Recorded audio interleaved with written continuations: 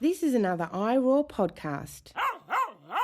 What's happened over the course of my 20-some years studying dogs is that I was really interested in them kind of as a gateway to understanding theory of mind and non-human animals, right? And play was the way I was going to try to answer some of those questions.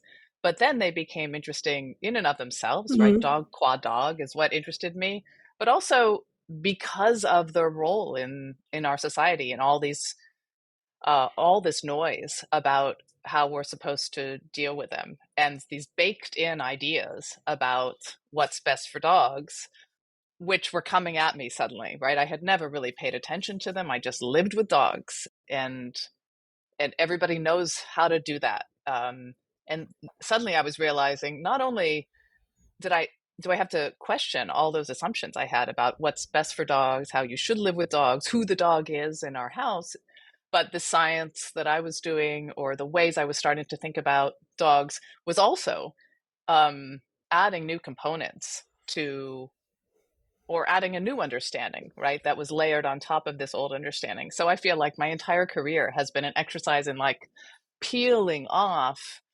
assumptions of my own that I was given inadvertently by society or my parents or whatever about not just animals generally, I think that's the case, but dogs in particular, and then trying to build up again an understanding of how we should live with them.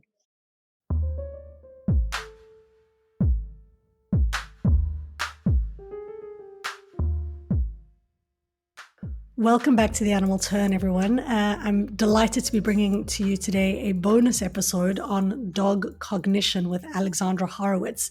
I love Alexandra's writing and her work with dogs, so it's really just super exciting to have her on the show.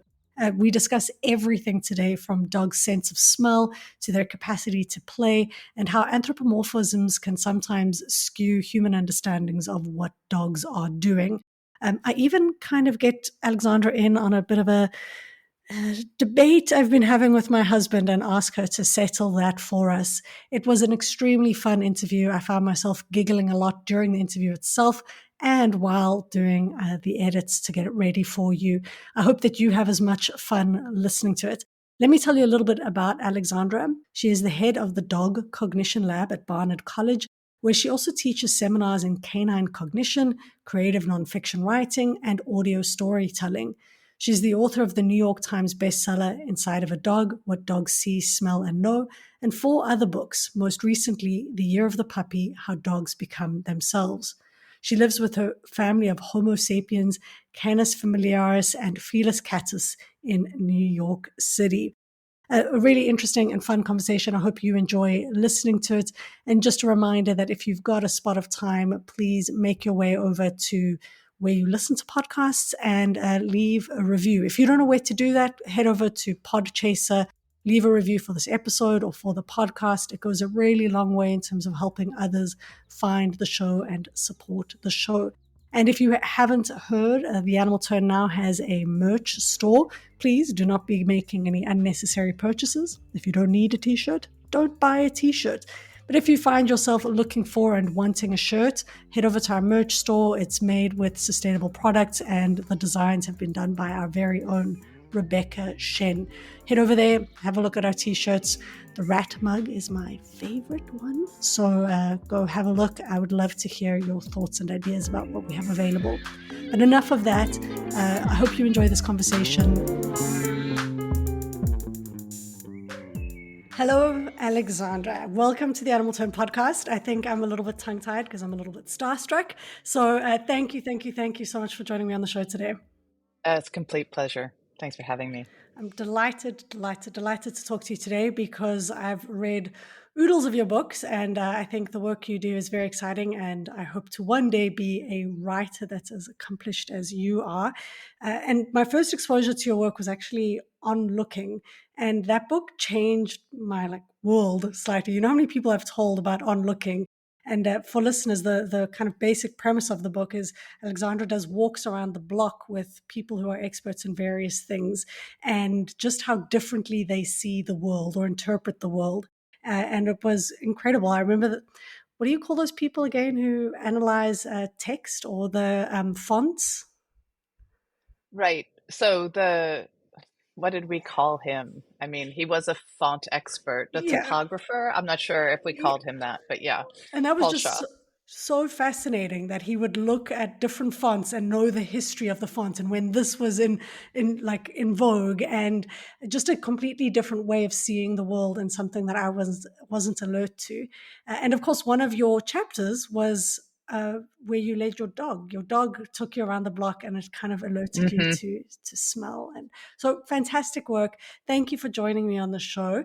Let's jump straight into it. How did you become interested in dogs? Like, how have you become a household name when it comes to thinking about dogs? Those are very different questions. But first, I'm going to not answer your question and say thank you very much for reading On Looking. And I think, in a way, it's On Looking is the ethological perspective that I take with animals. It's just attention in directions, right? And you can levy that attention toward non-humans or toward the font, the lettering, or whatever it is, and there's always something rewarding. So anyway, I think it's a simple idea, but I'm so pleased to hear that it was moving and maybe a little bit transformative to you. So thanks. So dogs, yeah. How did I become interested in dogs? I was a person who, like many people, had that kind of pet owner's interest in dogs, right? I feel like I had maybe more sensitivity or concern about my dog's state of being than maybe my friends as children. I grew up in a place where in the evenings we let the dog out house, right? They just sort of could run around and would return soon or maybe by morning. This was the kind of responsible dog ownership that was actually pretty typical Do you mean out into in a yard, or like out into just the city? They would. nope, I lived in a kind of suburban, not rural, I guess, but like deeply suburban part of the foothills of Colorado. And we would let them out of the house into the neighborhood, right? Wow. And yeah, and it was not unusual to do that. That was not releasing our dog. That was sort of letting them run. In fact, almost, a little bit of interest to me now.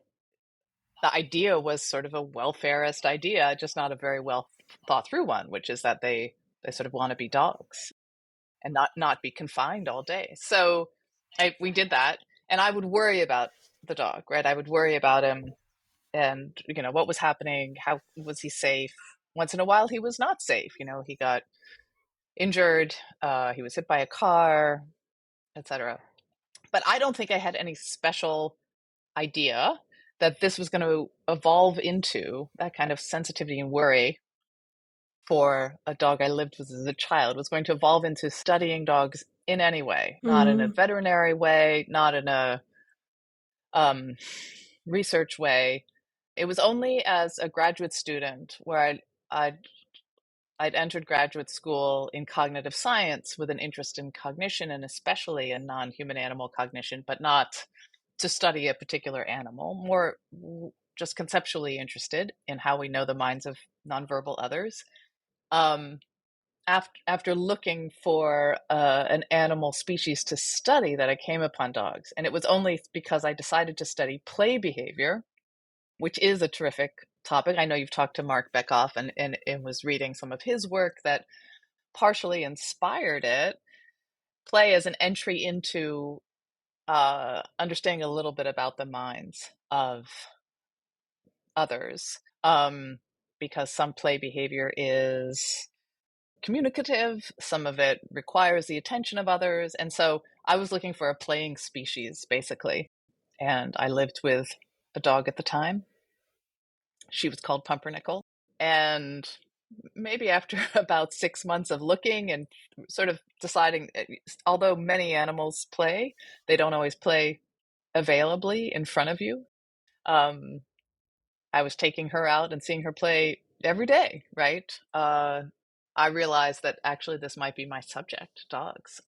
And it took a while to get other people to believe that that was an okay subject to study. In fact, I maybe didn't believe it. I sort of thought I kind of took the line that other scientists had handed me, which was that they maybe weren't a serious object of study because they're domestic, maybe because they're in our houses, they're not exotic, certainly because they're not primates, and most of the animal cognition world was very interested in the big-brained animals. So there was some arguing there, but I was in a pretty liberal, progressive cognitive science community, and they let me get away with it. And then I just got really interested in dogs, and so Man, that was it. I only studied then Simpson. So I couldn't have predicted it. so fascinating. So you Yeah, a just long answer. no, not a long answer. I mean, super, super interesting. And there's so much I want to say there because I remember speaking to Jules Howard on the show because he recently wrote a book about dogs not too long ago, and his was kind of charting science and how scientific ideas regarding cognition and people who have thought about animal cognition were intervened upon by dogs almost by happenstance. That dogs happened to be there, and how much these scientists kind of relied on dogs as I suppose, gateways of sorts to thinking about who the actual scientific subjects were, and these were lab animals, etc., and how dogs were impressed themselves on the scientists who were involved and kind of made them in some ways think differently about the subjects. But somehow the dogs themselves often evaded that kind of attention, which I think is Mhm. so interesting. And of course, we're going to talk today about cognition.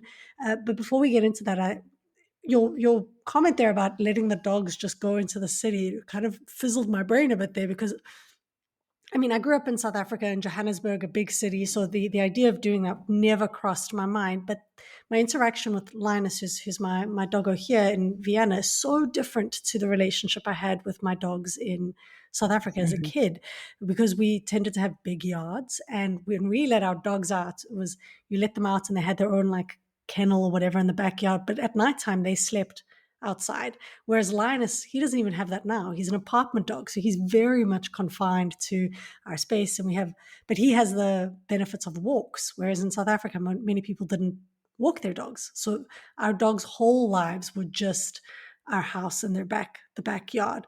And Mhm. obviously who I am Mhm. now, I look at that, I'm like, whoa, it's like a fishbowl. In effect, we think about how small a fishbowl is for a fish, and I'm like, wow. And yeah, it's incredible that once you start to think about their complexity, you just realize how deficient that is as for them, really. Oh, completely. And I think that's what's happened over the course of my 20 some years studying dogs, is that I was really interested in them kind of as a gateway to understanding theory of mind and non-human animals, right? And play was the way I was going to try to answer some of those questions.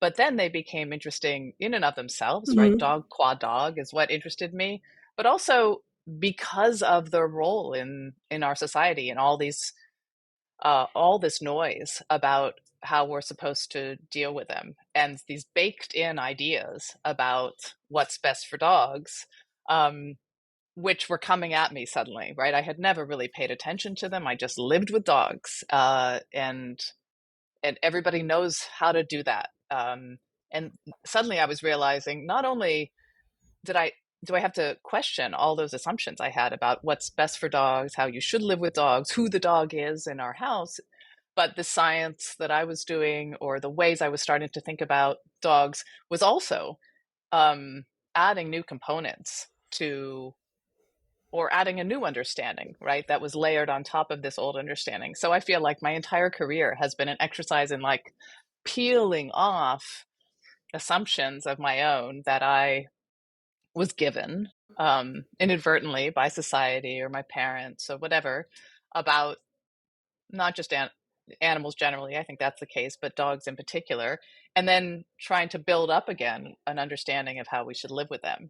And I think that has come through partly in the process of, and partly is the motivator for a lot of the writing that I've done, that Mhm. that the sort of popular press writing that I've done, where I'm saying here's the science and here are the things we've always believed, and here are the ways they're at loggerheads, let's think about how we can kind of relieve that pressure between them and resolve things. That idea of the yard dog, the dog who has a yard, it was so formative and essentialist about for people.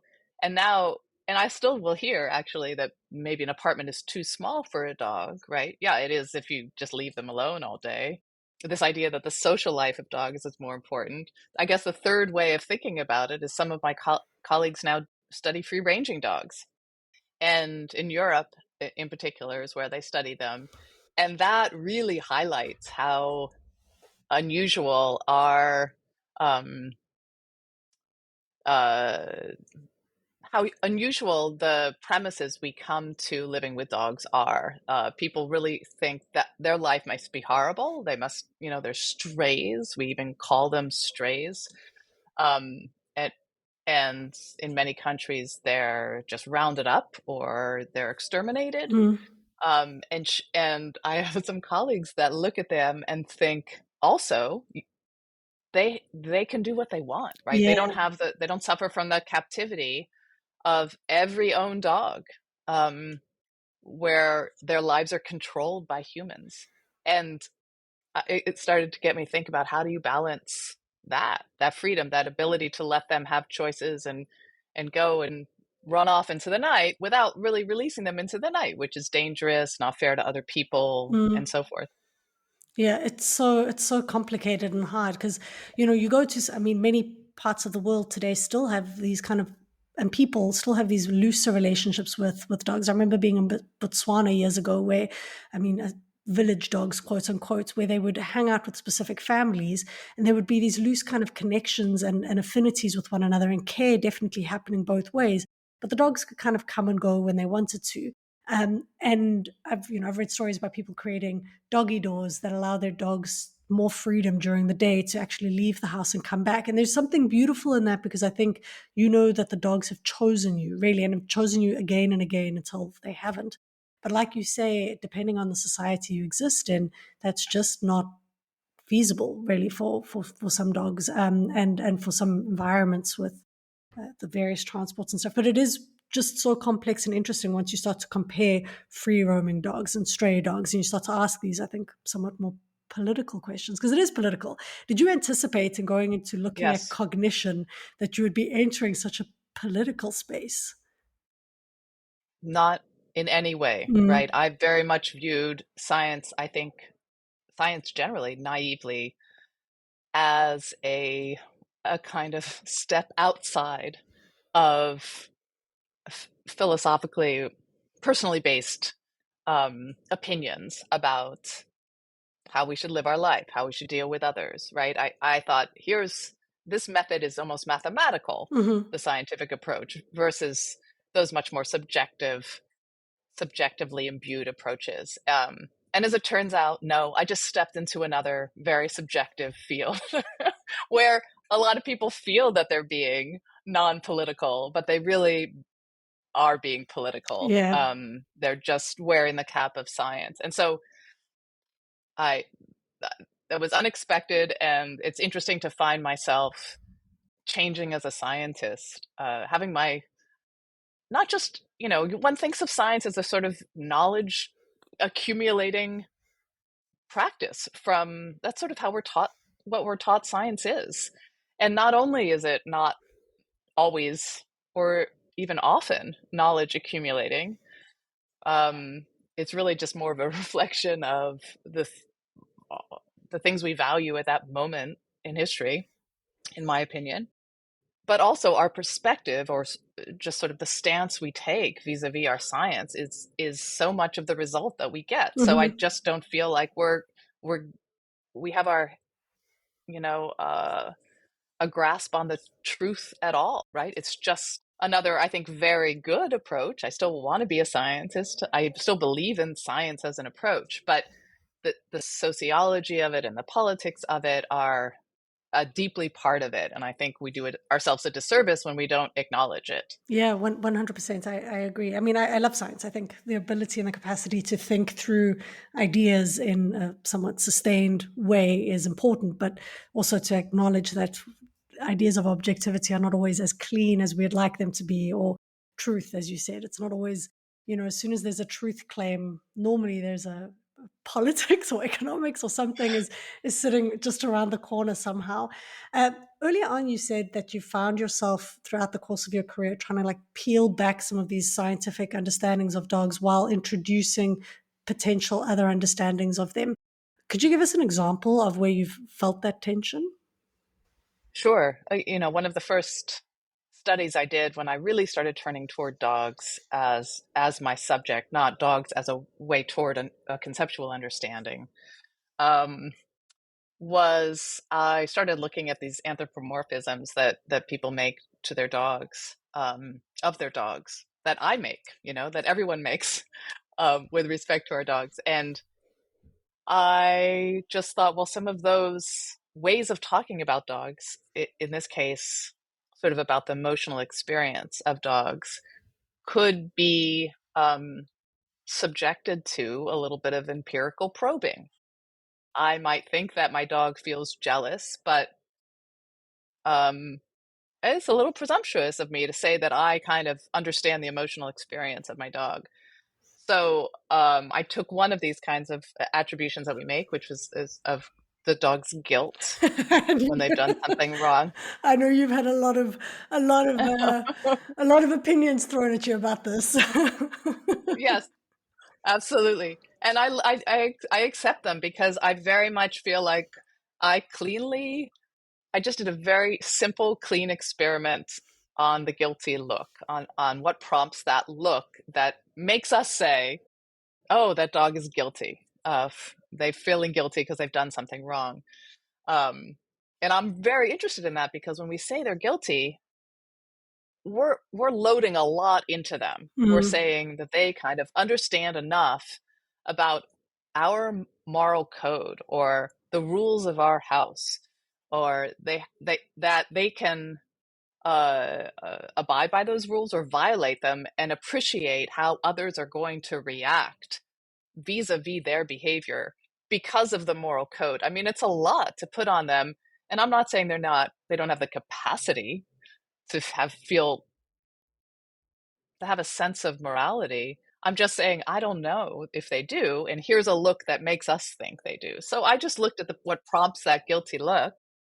And I say the same things. I say, absolutely, I had said many times in my life, that dog feels ashamed or guilty or something of that sort. And I found the guilty look was prompted by the owner's feeling, what I called then the owner, what I now just really call the dog's person, feeling that the dog had done something wrong.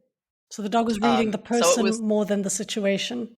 yes. And that isn't to say that sometimes the dog doesn't do something which violates the person's rules of their house, right? And that then they put on this look, but usually there is the intervening person there expressing some disapproval or about to express disapproval, and the dog is very responsive to them. So suddenly I realized all these Finnegan, all these types of attributions I would make. Finnegan looks so proud with that giant stick in his mouth.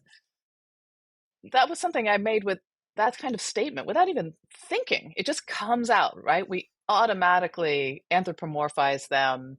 And I now felt like, oh, now I have another way to look at it, which is a scientific way. Like, well, let's see when he gives me that look. Is it only when he has a really heavy stick in his mouth? Because then he has to put his head way up, and that gives him this bearing of a proud dog. Or is it every time he's done something, which is a kind of accomplishment? I like just investigate it a little bit, as opposed to make the statement and with everything that comes with it and then walk away.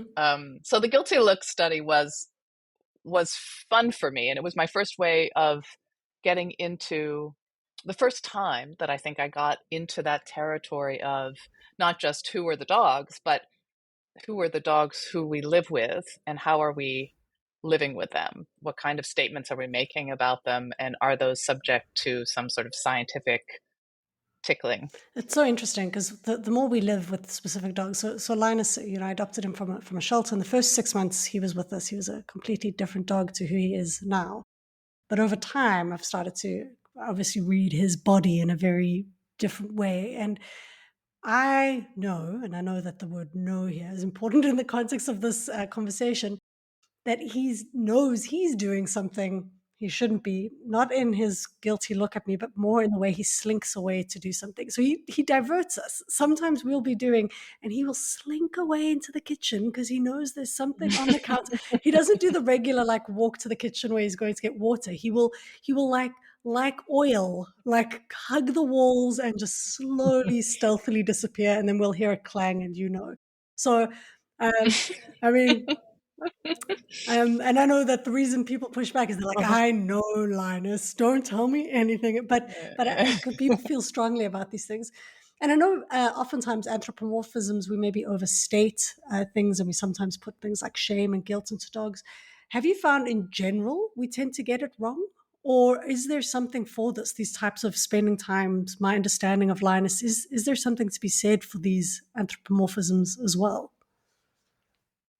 I think that anthropomorphisms are often correct, at least to some extent, right? And for instance, in imagining that a dog is feeling jealous of another dog who's getting your attention, for instance, if Linus noses or barks or otherwise tries to get that attention back, that you might say that he feels jealous. Is that overreaching? Maybe somewhat, in that we don't know exactly what the feeling of jealousy is like for him, but certainly it's fair to call those things jealous behaviors, right? And so I think this is very much a distinction that Frans de Waal made, which I agree with, which is that there are a lot of behaviors that we're identifying with our anthropomorphisms, which are sort of human-like attributions that we make. And I think that in many cases, those are appropriate. Mm-hmm. Now, the part that I think is sometimes not appropriate is the pretense that we therefore have an understanding of what the animal's experience is.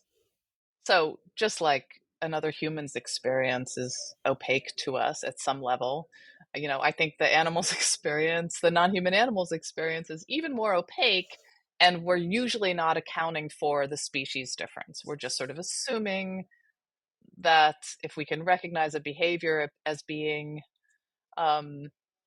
familiar, that therefore it's appropriate to assume that by analogy that their subjective experience is the same. And I feel that's presumptuous. But of course, I don't have any evidence that it is, right? Because that's the nature of subjective experience. We haven't yet captured evidence of others' subjective experience and verified it.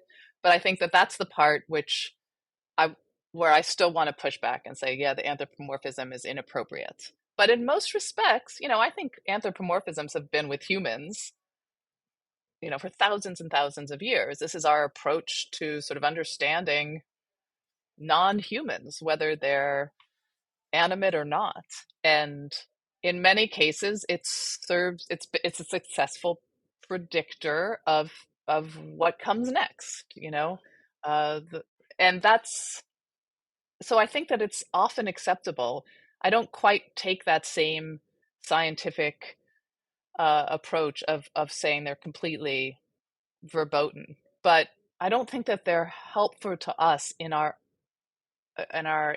aim of really understanding the experience of a non-human, and they get in the way of that. So I would rather interrogate them and sort of push them to the side, say this is their context, or get rid of them and try to understand the animal from their own point of view, as insofar as I can, as much as I can. Well, sometimes the findings are quite fascinating. I forget the name of the horse who learned to count, and everyone was like, whoa, genius horse. But actually, this was a horse who had just become very proficient at realizing that people were anticipating him stomping his feet. So he would count. They thought, if I recall correctly, the story, he would the owner of the horse would count. He would say, "What number do you want the horse to count to?" And the crowd would say 10, and the horse would stomp his feet 1, 2, 3, and eventually on 9, the whole crowd would tense up because the next one was 10, and the horse would make his symbol, his indicator that this was the number for 10, and everyone was like, "Wow, what a genius horse!" And just because he wasn't counting in the ways we understand counting doesn't mean he wasn't doing remarkable, interesting, genius things. He was being incredibly alert to his environment and those around him and doing something pretty remarkable. So I guess it's kind of that, not simplifying the experience and the performance and the action as well. Right. Hans. This was the horse Hans, or as clever Hans as he's been referred to. Right. Yes, I do think that he was doing something phenomenal, reading just subtle relaxation in his questioner's body as indication that he'd reached the answer. Wow, that's stunning. And I think dogs are very similar insofar as they, the guilty look is a nice example. They're reading our behavior and they've learned how to react to our behavior. They give this sort of appeasing look, which is very cute, and we respond to positively, as opposed to the negative response that we seem to be giving them. So that's a successful behavior reading demonstration by them. And we don't need to put on them this whole other idea that I think could be damaging to them in other ways. If I really thought that my dog understood, right and wrong in exactly the same way that I do, then when he would do wrong things, I should feel, I might punish him, right? Mm-hmm. Not me, but the sort of hypothetical me, the theoretical me, because they violated this obvious ethical code. Yeah. No, but,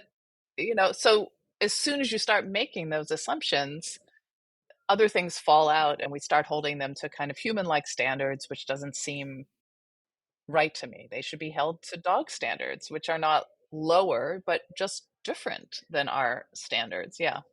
Just said a sentence and I can't help but jump in on this now. My husband will listen to this episode and I'm going to bring in a debate we've been having since January. Okay. So you are officially going to be inserted into the middle of a domestic dispute between myself and my husband about what constitutes complexity. So and this has been like, you have those discussions with friends or a significant other where it comes up every now and then and you find yourselves getting into the thick of it. And then you're like, okay, whatever. And you leave it. And then a month later, you're in exactly the same spot and you get to the same crossroads again and again. So this is one of those discussions. And we had it, in essence, he said that humans are more complex than other animals. They are more complex. And I'm like, no, they're differently complex. And to him, he said, and for me, the idea of more implies a hierarchy, and that for me is a normative judgment. To say that something is more complex is to say it is better in some way. And he says, no, it's not normative. It's just there are more parts, which makes it more complex. And therefore, it is just more complex. And he'll inevitably go to comparing something like a computer versus a toaster. He'll say, is one better than the other? No, they're different.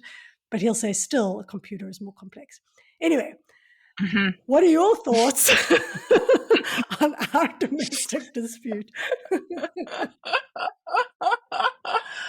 Oh, that's so troubling. Well, I mean, language, it's so hard to use language sometimes, right? I think so much of what I do is disentangling the actual meaning of what I'm saying from what I thought the meaning was. So I think I'm with you, for the most part. I think that they're different. Oliver, suck it. For the most part, Oliver, I do agree there's a different kind of complexity. On the other hand, though, I don't think that it's, well, maybe this is also pro Claudia, but I think that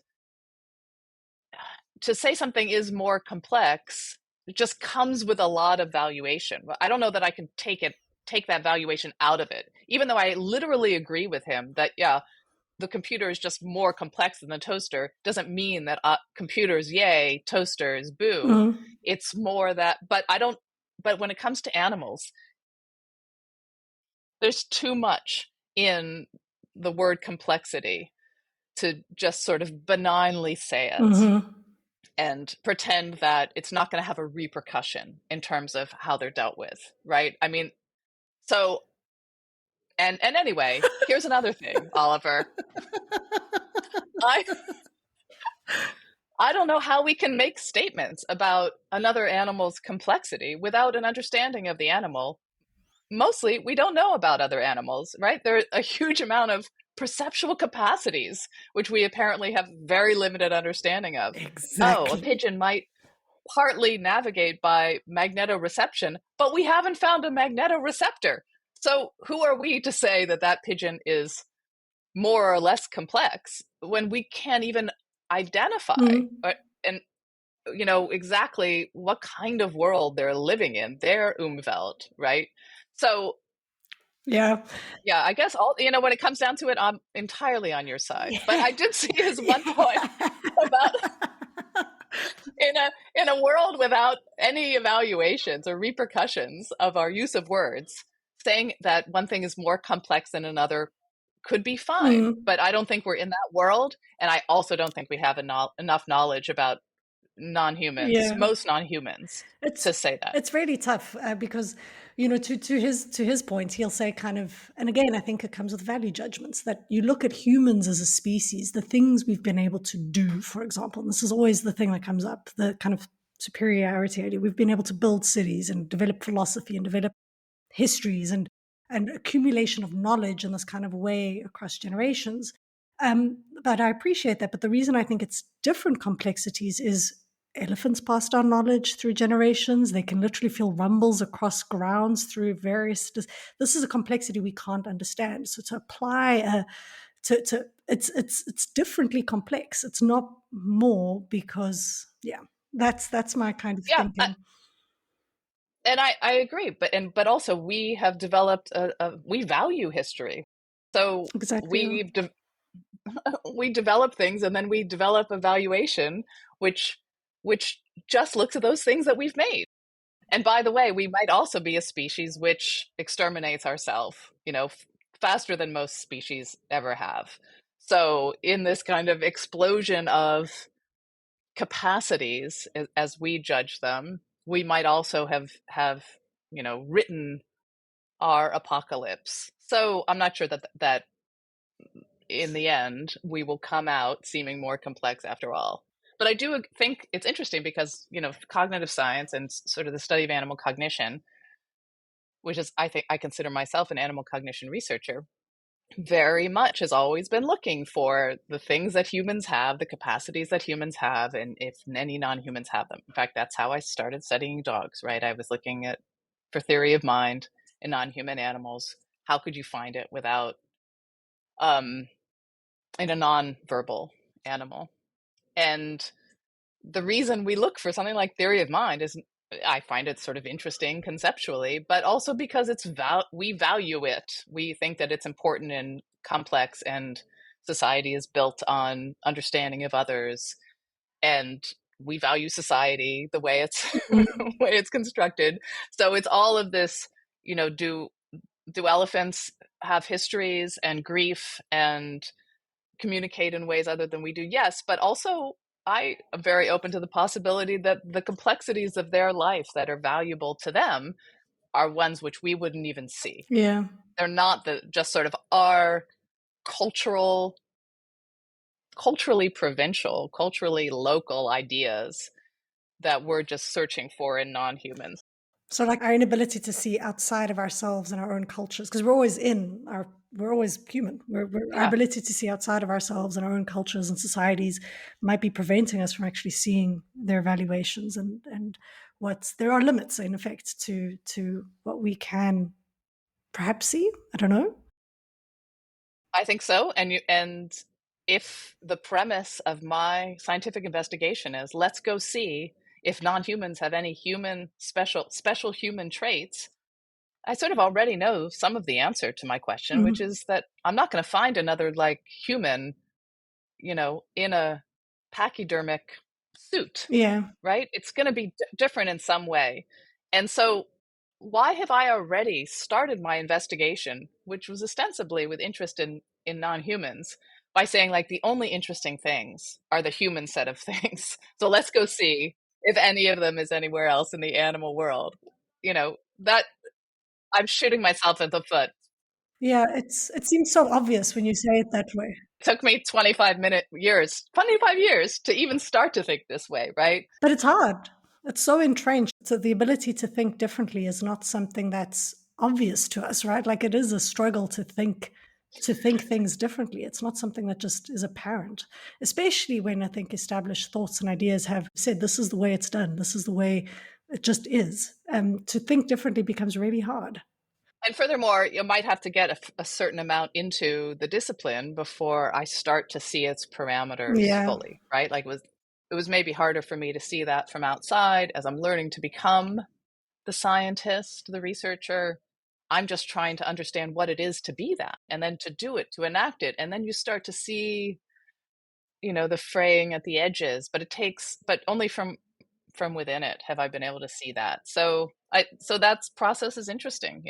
That's also something I wouldn't have anticipated.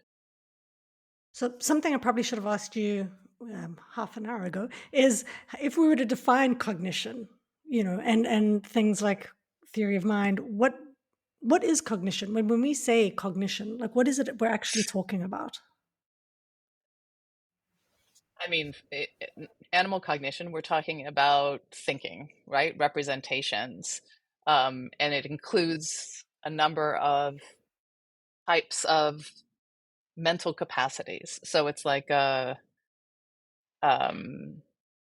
problem solving, reflections, memories, things that might be exemplified in behavior, but are either the causes of behavior or exist separately from the behavior that they cause. I guess that's how I describe it. Is it always attached to the senses, I guess? So like cognition is the way your body processes ideas? In point of fact, could you be a cognitive agent without having any perceptual capacity? Well, in the age of AI, that's a different kind of I question. mean, maybe, yeah, maybe so, right? Before embodied agents, I think that, yeah, it's caught up in perception and it's usually reflected, cognition is reflected in action, but not always reflected in action. And in terms of thinking about dogs now, dogs' cognition, the ways in which they are remarkable in and of themselves, dogs as dogs. I know a key thing you've often focused on is play, which you mentioned at the beginning of it, and smell. Could you maybe walk us through give us some ideas on how dogs' cognition is attached to and shows itself through things like play and smell? Great, sure. Well, so I did become very interested in smell because it seems to be their primary or one of their primary sensory modalities, which is to say it's simply the way they see the world, right? And in fact, it's deceptive with dogs because when they direct their nose towards something, their eyes are often also directed toward that thing. And we as visual creatures very much see them as seeing, which they also do. Their sight is fine. But we miss entirely their olfactory experience even in that glance of them. So I think they define the world via smells, right? They're tracking smells all the time. They're attentive to smells. They recognize us by smell. They recognize by each other by smells. They communicate with each other, not only, but with smells. Um, and thus their olfactory lobe, if you want to get neurological about it, their olfactory lobe is much larger relative to the size of their brain than ours is relative to the size of ours. And all the peripheral equipment in their nose is quantitatively enormous compared to our external peripheral equipment for olfaction. So their way of seeing is olfaction. So I think you have to understand a little bit about olfaction to get to their cognition.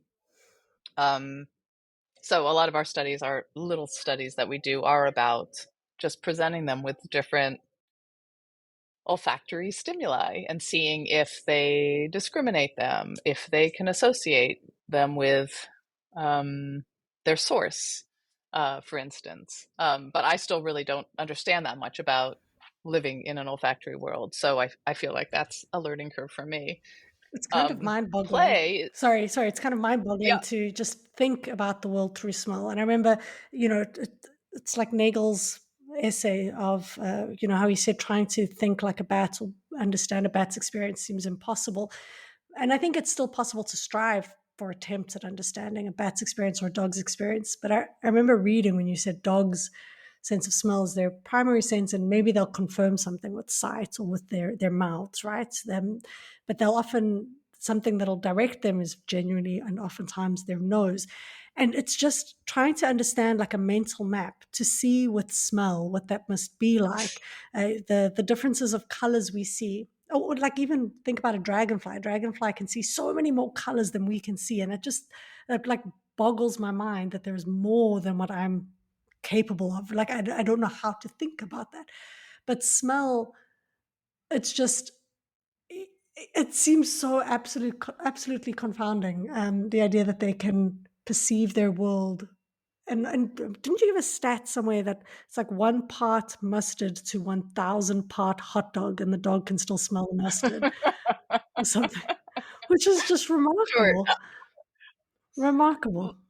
I think what's so great about trying to make the leap from, uh, you know, uh, vision to olfaction is that, and what I think has made it interesting or helpful for me is to try to think about how they exist in time, right? And I think they exist differently in time, right? One's a chemical sense, and one is not. I mean, there is a chemical process in vision, but mostly it's light hitting our eyes and our eyes processing it, at the speed of light, the speed of the neural activity.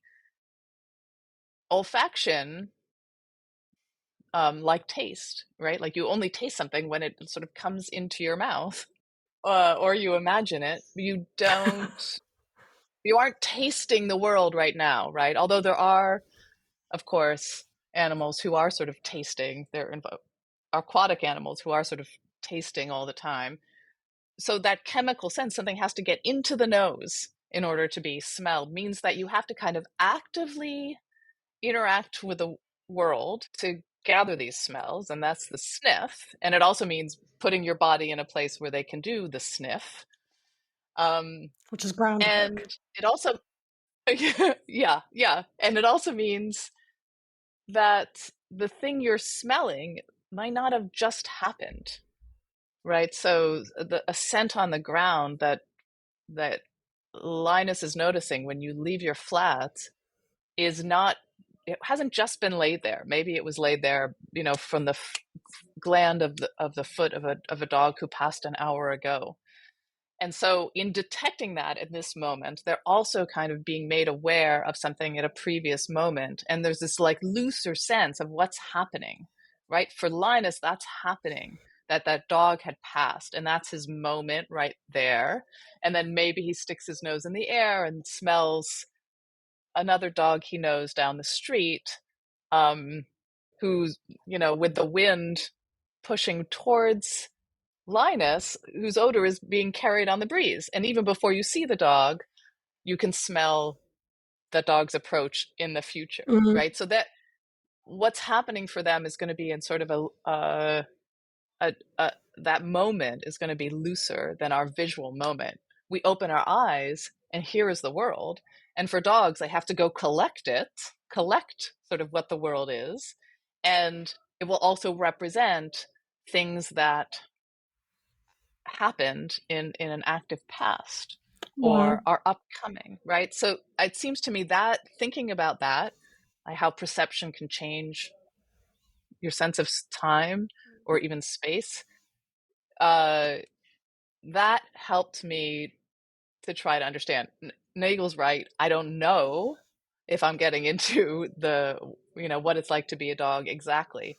But I think that those types of shifts, out of my anthropocentric visual perspective are part of inclining toward that dog's point of view. I remember watching I think it was a BBC documentary ages ago where, in essence, there was someone who stayed at home and someone who left to go to work every day. And like dogs don't read the clock, but at the specific time of day, every day, dog would get up on the couch and look outside the window because the person who was coming home had a pretty regular routine, would come home at exactly the same time every day.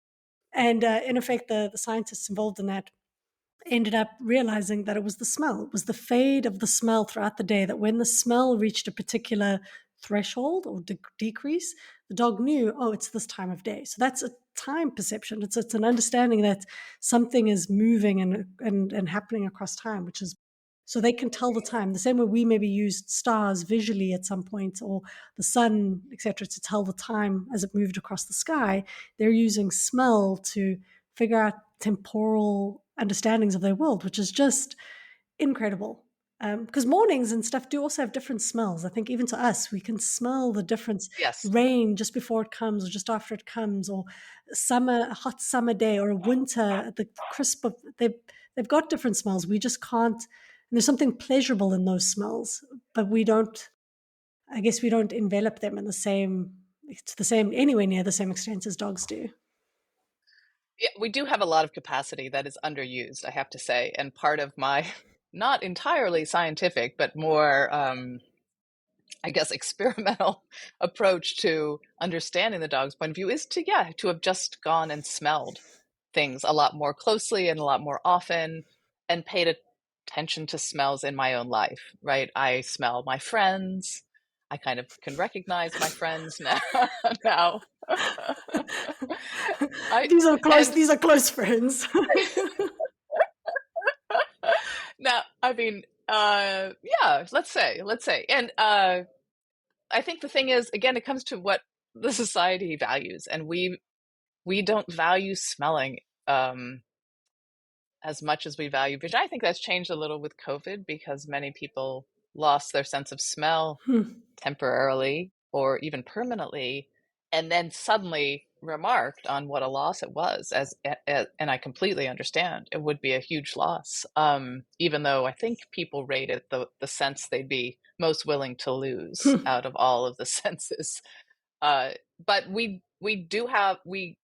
actually do smell a lot more than we think. We're just not bringing our conscious attention to it. Mm-hmm. And when you start to, you see how layered this capacity is, and how, and also, by the way, also very pleasurable for us, right? We do associate smells in many respects with people we love and with memories, fond memories, much more often than distasteful memories.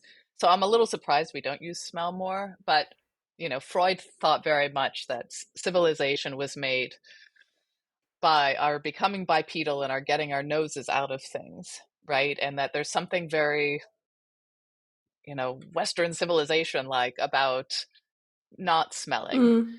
And I think that that's a mistake that we should try to undo as quickly as we can. And the side effect may be we'll have a better understanding of the dog's world. It's so interesting. As well. It makes me think if it's part of the kind of sanitized revolution that happened in cities, right? Like cities used to also be smelly places. I think smells were a lot more present. But obviously towards the end of the 19th century, as bacteriology started to emerge and different scientific understandings of health emerged, smells were always associated with disease in various ways historically.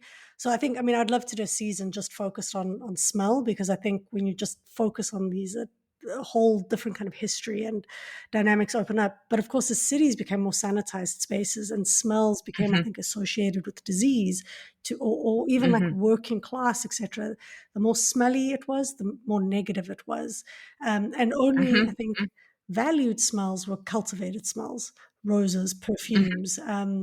So I think smell is, even from a human standpoint, it's got an incredible dynamism to it in our social worlds that, again, we perhaps don't give the attention to. So sorry, I interrupted you there when you were about to get into play and dogs kind of what it tells us about their cognition when it comes to dogs and play.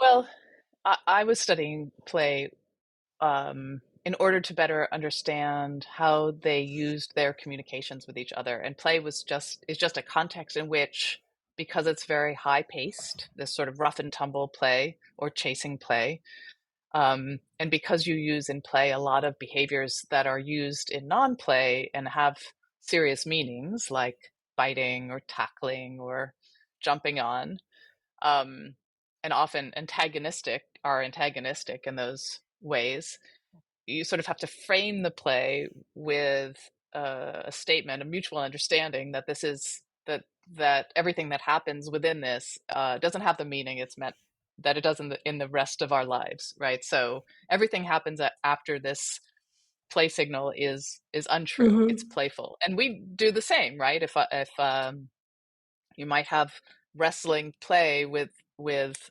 a parent might have wrestling play with a child, but if the parent just tackles the child without establishing that it's play, it's a very different thing, right? And so You'll have some we sort of explaining to frame do, it. yeah. Exactly.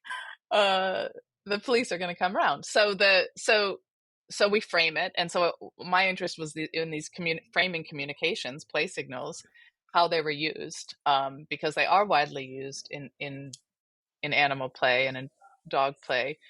And what I was particularly interested in is not just the fact that they had a communication, which is one of those things animal cognition researchers have learned, and that we've all now understand and take for granted that other animals communicate, but sort of whether they're using that communication intentionally, sort of with the other animal's mind in mind. And intentional communication, we were still restricting to, mostly humans, because the peacock might, fan its beautiful tail, but if it's just strutting around doing that with no other peacocks around, it doesn't seem like a very intentional or meaningful communication. It just feels like something that evolution has prompted the peacock to do. And so in this high speed environment, I was interested how to play signals. How are they wielded? Are they wielded with the attention of the other player in mind? And so that's what I looked at, their use of attention getters and these communications and the attention of the other dogs. And I found that they were using attention getters to get attention of another dog and then using a play signal to communicate with them. So you might have a pause in play. One dog gets interested in something in the distance. The first dog, if they want to resume play, could just do a play signal like, hey, a play bow or a play slap, or running at the other dog with their mouth open, as a gesture of, we're starting play, but the other dog is facing away, so you need to do an attention getter before that. And I found that they were meaningfully doing them in that order, that they only did play signals toward attentive audiences. And to me, what that said was that in this very high-paced activity, we're getting a reflection of what they're thinking about other dogs. And the fact is that they're thinking about the attention of other dogs all the time, just as we think about attention in our communication. You wait till I come onto Zencaster before talking. You're not just talking because it's the time we signed up to talk. And should I get distracted and I'm talking to somebody else, you would use certain attention getters to bring my attention back. And so I very much see an analog in this high-paced dog activity of play. And of course, your way of getting this information was pretty remarkable. You watched hours and hours you taped dogs playing, and then you slowed it down and you watched second by second, because that's happening at such a fast pace oftentimes.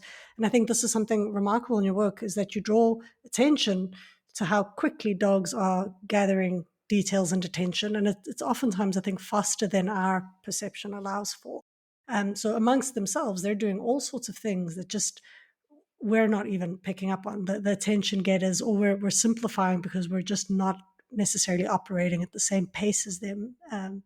there. And of course, we are very good at picking up signals, facial features amongst ourselves and amongst dogs, recognizing if someone, we don't always get it right, thinking something is not quite right here, or the dodgy feeling in your stomach or something. I think these are oftentimes mechanisms that we've figured out of reading one another that we maybe can't articulate, that's working at a faster pace than we can necessarily articulate or process. And of course, you're the expert, so correct me, I'm just like waffling here. But I imagine dogs are doing this at just such a fast pace that we maybe intervene at a wrong time, or we maybe don't quite comprehend what's going on. And sometimes we get in the way of what's actually a really intricate communication happening, where dogs understand each other's intent, but we don't. So we get in the way. Oh, you're so right. And this is where the research immediately collides with dog ownership, with the fact that we're usually in control of, and maybe even have the dog at the other end of a leash.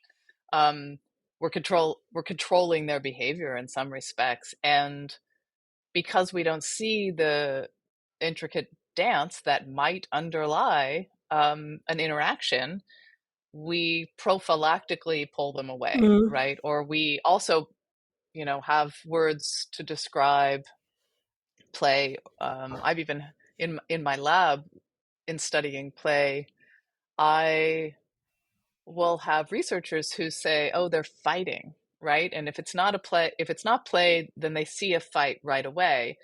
And we're very quick to make those judgments about play and fight. And then that's sort of all we see, right? And it's almost never going to be that simple.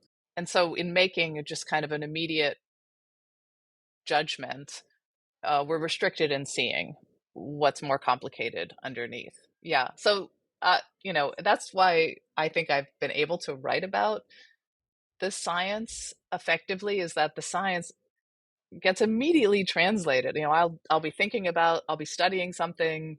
We're studying a behavior, very foundational behavior in dogs in my lab. We're writing up a paper now, and I'll be thinking about what we're writing out. And I walk out my door, and there's a dog doing that behavior right outside the door, right? So that's a very privileged position that I'm in, that I can be. I see my subject everywhere, and I'm very interested in talking about how the scientists will look at it and how I look at it as a dog person. So. And of course, Anyway, the lab I feel lucky. the lab experiments are all like voluntary. These are your what was it called, the dog cognition lab, right? You work with people and their Yes. dogs. It's all voluntary, kind of. It's a lab setup, but it's a voluntary lab setup, right? Yeah, a lot of our studies are not even in the lab, which is a room. The lab is kind of a theoretical lab where we're just interested in studying something about dogs, and it might be in a natural setting, outdoors, among other dogs, or even in a person's home. Or it might be that it's easier for them to come to this little office, which we've outfitted with nothing but what we need for our study. And people come with their dogs, participate in the little study, and then they leave with, a dog toy, right? So you do such great work. It's been so great talking to you. But why don't I give you a chance to read the quote that you've got for us today? Oh yeah. Thank you for allowing our conversation to be so wide ranging. It's been so good. I really Think think I could just keep talking to you, but I need to be respectful and mindful of time. So, yeah. It's all about time. So I'm very interested in, as I've been talking about, this sort of role of the scientist. And there's this wonderful paper that came out a few years ago that Christine Webb, Peter Woodford, and Elise Huchard wrote. And you might know it. It's called "The Study That Made Rats Jump for Joy and Then Killed Them," and it's really a commentary about research where, well, I'll use their words to describe a little bit what happened. In their innovative experimental setup, researchers trained rats to participate in an elaborate role play game. To hide, take cover in one of several locations and wait there until being found by the experimenter, and search for hidden experimenters until finding them. Not only did rats rapidly learn to play and switch between both roles, they appeared to find the game intrinsically rewarding. And then they later say, they describe the rats jumping for joy. The word they use, the German researchers, is Freudensprung, upon reunion with experimenters. And then Webb and her co-authors point out that in the same study, they also endeavored to study the neural underpinnings of the striking hide-and-seek behavior by surgically implanting tetrodes in the rats' brains. At the conclusion of the experiment, rats were anesthetized so that tetrode positions could be demarcated and eventually received an overdose of the anesthetic before being transcardially perfused. So they were killed so we could look at the brain activity of their pleasure in the game of hide and seek. What I was thinking of is highlighting this little sentence, these two sentences here. When scientists remain silent on the paradoxes generated by our increasing knowledge of animal agency and subjectivity, they do not adopt a neutral stance, but rather widen the gap between the current state of knowledge and animal treatment. More specifically, by not openly acknowledging this dissonance, these scientists actually engage in an antagonistic manner toward efforts to marry evidence with legislative or political change for rodents. Ah, what a So, powerful quote. and it's such interesting commentary that they've made on what I think is not just about this particular paper and this particular study, but the political aspect, as we've been talking a lot about being a scientist and our often lack of reflection on our practice and on our subjects, and the human ego, I think, that drives a lot more of our work than maybe we would like to admit.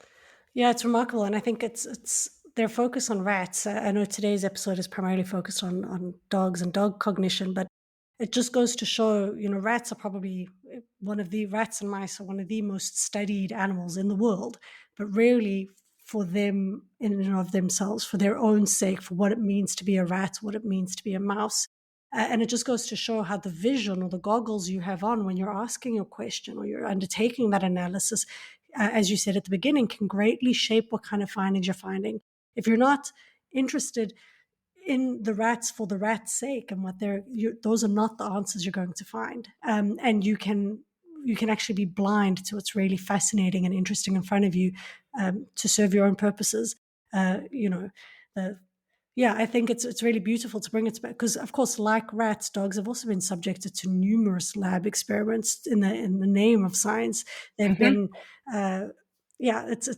it's awful. The things that are done to animals in the pursuit of knowledge without even necessarily appreciating. And it seems like an ultimate betrayal to play a game that seems so innocent, hide and seek, a joyful game, and then that kind of switch to how do you go from recognizing joy and complexity and then kind of putting on this really neutral, this like neutral, sterile language as though what you've just done is objective. It's really interesting and sad. Yeah. And I appreciate Christine for writing this because it's also something that's difficult for scientists to talk about.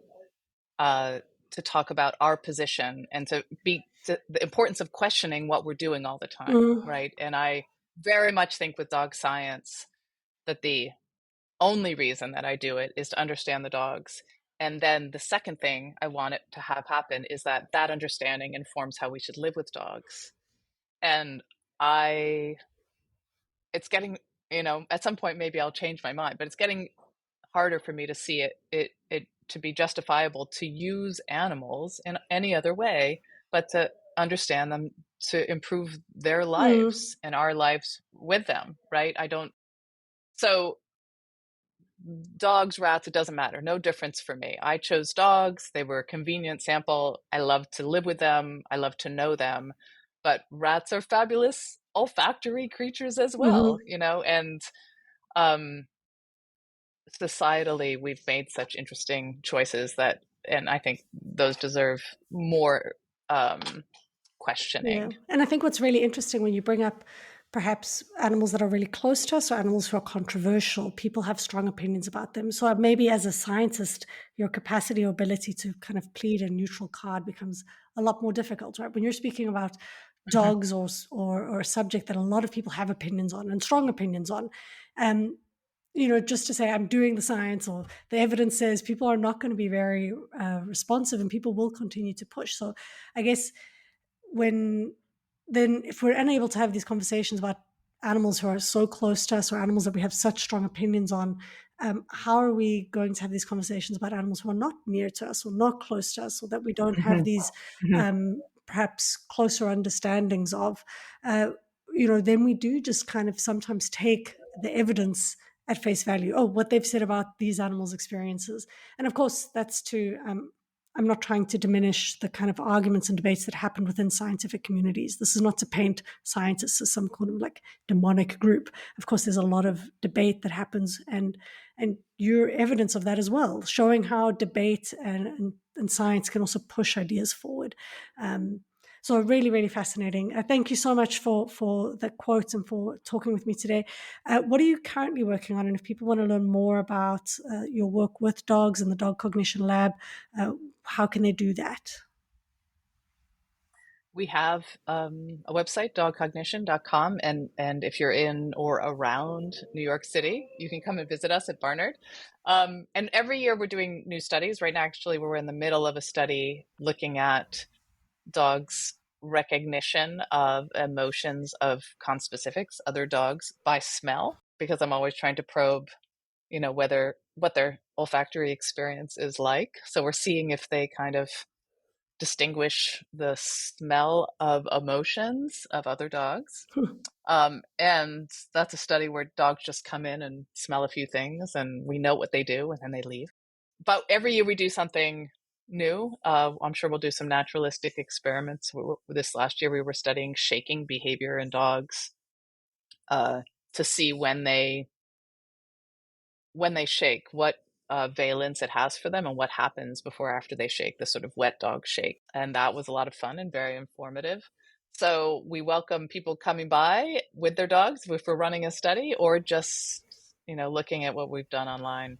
And I'm writing about non-human animals as well. So hopefully I'll have another book out there for people to read in another year plus. Wow, amazing. It sounds so great. And I hate to do this right at the end, but just as you were speaking about dog cognition, and this is a big political question, I'm sorry to throw it in right here in the tail end, but do you think, you were speaking about how dogs and their capacity to smell others and that you're doing the study now, and it made me think about cows and how there's a lot of this, there's a lot of science that seems to understand agricultural animals, right? Like understands that cows can smell fear in conspecifics in their urine, for example.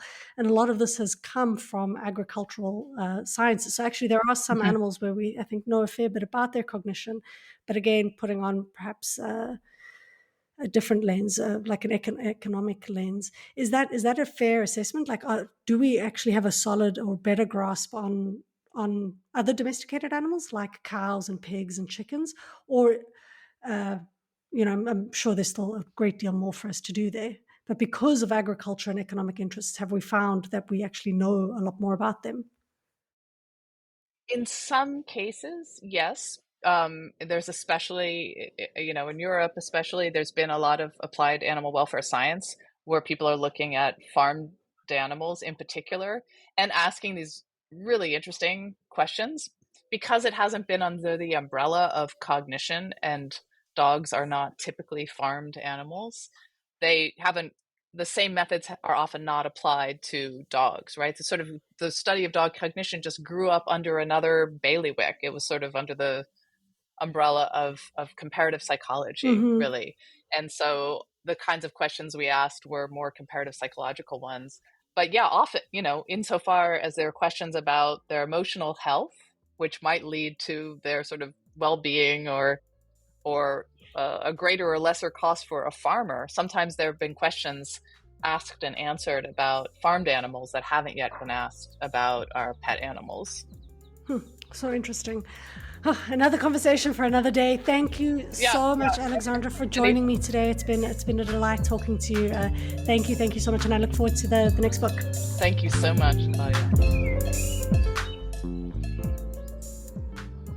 Thank you to Alexandra Horowitz for being an incredible guest, to Animals in Philosophy, Politics, Law and Ethics, Apple for sponsoring this podcast, to Jeremy John for the logo, and Gordon Clark for the bed music.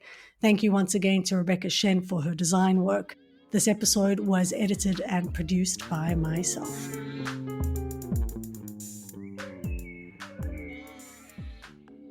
This is The Animal Turn with me, Claudia Hurtenfelder.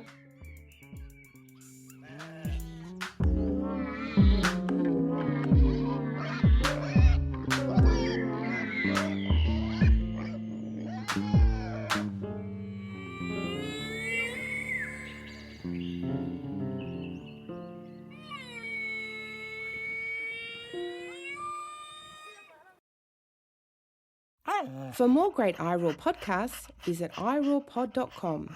That's iROARpod.com.